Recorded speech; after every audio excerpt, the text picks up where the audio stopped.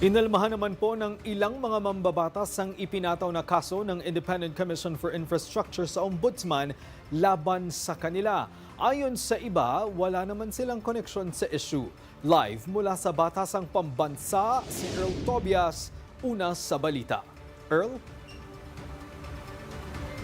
Greg, itinatanggi ng ilan sa 8 kongresista na pinakakasuhan ng ICI ang kanilang koneksyon sa flood control corruption scandal.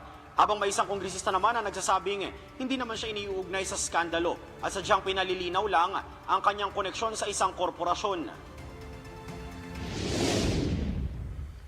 Greg, kasong kriminal at administratibo kasi ang inirekomenda ng ICI sa Ombudsman na isampa sa 8 pang kongresista dahil sa anilay kontraktor ang mga ito.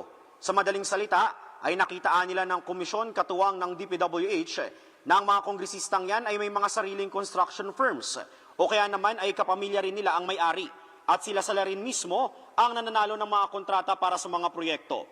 Greg, paliwanag ng ICI at ng DPWH, plunder at graft ang ilan sa mga nalabag ng mga tinatawag na contractor. Pero si CWS Representative Edwin Garjola na tinatawag ni Batangas Representative Leandro Liviste na pumapangalawa pagdating sa dami ng mga proyekto at kontratang nakuha o naibenta mula sa DPWH, iginigiit ngayon na walang katotohanan ng mga paratang sa kanya. Sabi ng kongresista, nalungkot pa siya nang maidawit ang kanyang pangalan, pero haharapin na lang daw niya ang mga bintang sa kanya sa loob ng tamang forum. Sabi naman ni Representative James Ang, sa ilang taon na paglilingkod, kahit kailan na hindi niya ginamit ang pwesto para kumita para sa sariling interes. Si Representative Joseph Lara naman, sinabing maluwag na lang niyang tatanggapin ng anumang investigasyon. Pero nilinaw din niyang ng kanyang kampo na hindi naman sila iniuugnay sa flood control corruption scandal. Sadyang pinalilinaw lang daw ang koneksyon niya sa isang korporasyon.